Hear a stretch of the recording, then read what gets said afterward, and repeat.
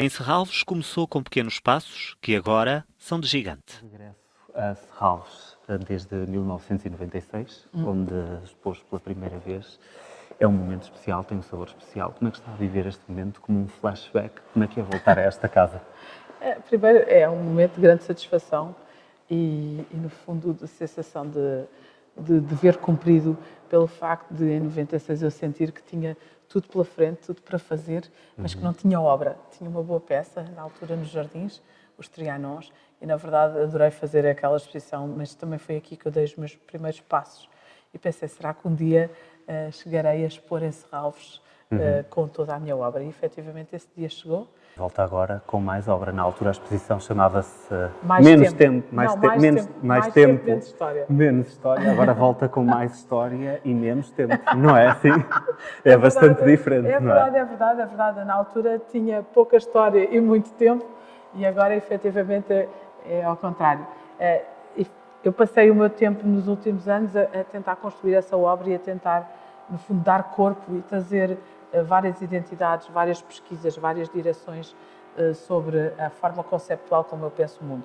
Na verdade, eu apresento aqui estas diferentes leituras que eu tenho do mundo e as diferentes perspectivas que criei para ele.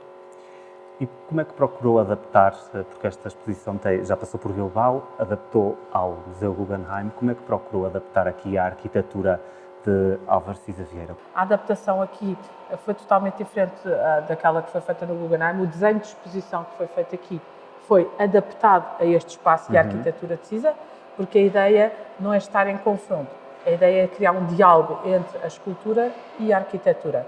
E qual é a Joana Vasconcelos que vamos ver aqui em Serralves? A Joana caricatural, provocadora, ousada, quantas Joanas é que estão aqui presentes? Eu acho que há muitas Joanas e há muitas identidades. Vamos ver uma parte delas, não vamos ver todas, mas efetivamente está uma grande parte da minha obra está aqui representada. Sente que está cada vez mais tecnológica? E a verdade é que a tecnologia tem feito parte de uma dinâmica dentro da minha obra. Esta junção entre o crafts e a tecnologia é uma coisa que me interessa imenso, porque nós vivemos num mundo extremamente tecnológico, em evolução constante, e, portanto, essa adaptação à evolução constante, nomeadamente no setor da luz, é algo que me interessa bastante. Eu posso fazer peças inteiramente feitas à mão, como a pintura que ali está, e de alguma maneira são muito craft, são baseadas apenas no saber fazer das mãos. Mas, por outro lado, junto uma dimensão tecnológica mais ligada ao som, à luz, ao movimento. O movimento que procura imprimir em toda a obra. Joana, I'm Your Mirror, o nome desta exposição. Que imagem é que passa de Joana Vasconcelos e do ambiente externo? Bom, eu espero que não passe uma só imagem, mas sim uma multiplicidade de imagens. Na verdade, esta exposição aponta diferentes caminhos e fala sobre diferentes temáticas do mundo, de Portugal, da Europa. E, de alguma maneira, a ideia é abrir novos caminhos e novas formas de pensar sobre grandes questões como a mobilidade, como o consumismo, como a identidade da mulher, como os direitos humanos. O antigo vereador da Câmara do Porto, Paulo Cunha e Silva, chamou-a certa vez numa entrevista uma predadora de sinais e de estereótipos. É assim?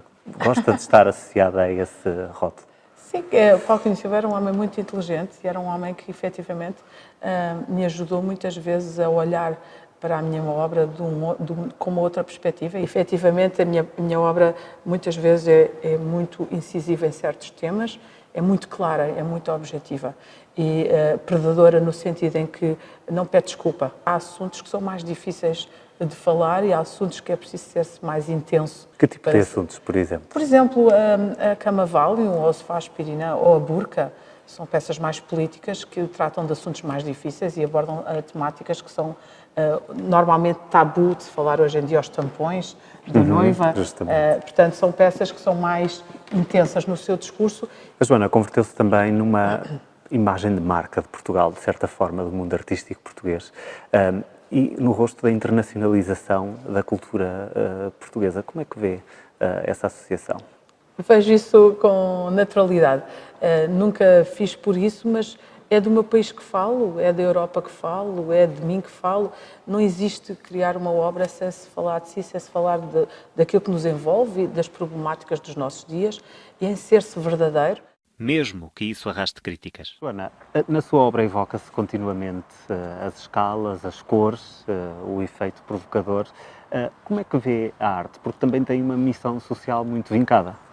Sim, a arte, em diferentes aspectos, cumpre uma função social e uma função de refletir o seu tempo e de refletir a sociedade e aquilo que a envolve. A função da obra de arte ou das exposições é fazer sentir. É fazer sentir as pessoas sobre aquilo que as envolve e fazer refletir o público sobre as dinâmicas que escolhe ter diariamente. Na verdade, essa é a missão dos artistas. Mais do que um papel meramente hedónico. Sim, eu acredito muito no papel de refletir o seu tempo e de fazer sentir aos públicos outras dimensões, formas de pensar diferentes, abrir, no fundo, um leque para a interpretação do presente e para que o futuro sejam saudáveis. As questões da crise económica, por exemplo, também são evocadas na sua obra e questões relacionadas com a imigração. É outro dos temas, aliás, preocupa-se muito com a questão dos refugiados e tem dado apoio nessa linha. Como é que vê os desenvolvimentos internacionais nesse sentido? Vejo, em alguns casos, bem.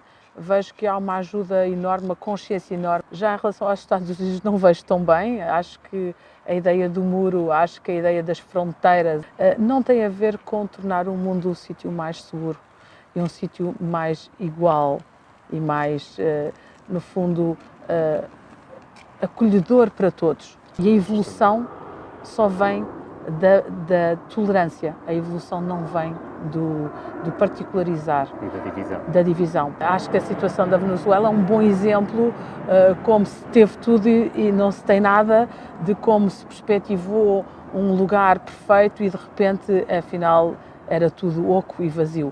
As coisas têm que ser bem plantadas. Na verdade, a Venezuela é o caso ao contrário. E é uma pena. Isso é terrível, percebermos que as pessoas não têm o que comer e a ajuda humanitária não consegue chegar e os interesses à volta são os políticos e económicos são maiores do que os interesses das pessoas, do que a sobrevivência. Joana, foi nomeada pelo site Político uma das figuras mais influentes para 2019 na categoria de sonhadores. Que sonhos é que reserva para 2019 e como é que viu essa nomeação? Vi essa nomeação com grande prazer e com muito orgulho, claro, e poder estar na categoria dos sonhadores ainda mais me toca, porque efetivamente eu sou uma sonhadora e acredito que o mundo é um sítio melhor do que foi e vai ser um sítio melhor do que é, e acredito que possa ajudar a essa construção de sonhos, é abrir janelas na interpretação, à interpretação do consumismo, dos direitos humanos, dos direitos das mulheres, do olhar para Portugal de uma forma diferente, do aceitar as diferenças, do aceitar, no fundo, que todos temos um lugar, apesar de sermos todos diferentes, vimos de países diferentes e de condições diferentes. A artista plástica soma conquistas por onde passa, foi a primeira portuguesa e a mais jovem artista de sempre a expor arte contemporânea no Palácio de Versalhes e assegurou um recorde de visitantes. Em Serralves, sente-se em casa. A Joana está continuamente a surpreender. Qual é a grande surpresa para 2019 que nos reserva? Este ano vamos concluir um projeto que andamos a desenvolver há cerca de 2 anos e meio, e que é uma piscina feita para Edimburgo, que é um sítio onde não há muito sol, mas que há uma grande coleção de arte pública chamada Jupiter Artland, onde fui convidada para fazer a piscina, uma piscina de escultura.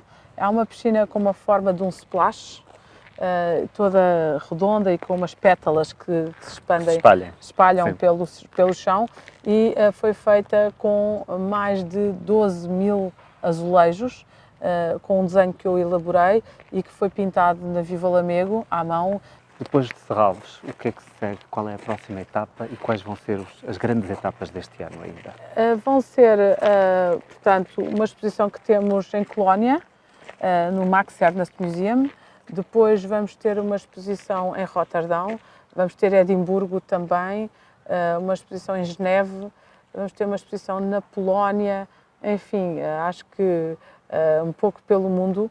vamos tendo vários projetos, mas são coisas diferentes. Umas são exposições individuais, grandes, como esta, ou às vezes são projetos de arte pública. Se a piscina este ano se conclui, para 2020 tenho uma outra grande peça que já está a ser trabalhada há cerca de um ano e que este ano vai começar em produção, que é o Bolo de Noiva, e que é uma peça feita para o Waddesdon Manor, em Inglaterra, e é uma peça que é uma grande produção, talvez a maior que fiz até hoje, e pela qual estamos todos muito ansiosos por começar, no fundo, a construir, porque o projeto já se iniciou, já teve toda a fase do projeto, de engenharias, de arquitetura, e agora vamos passar efetivamente à fase de construção. Também é feito na Viva Lamego e é, no fundo, um bolo de noivo no qual nós podemos subir e tornarmos as duas figuras no topo do bolo.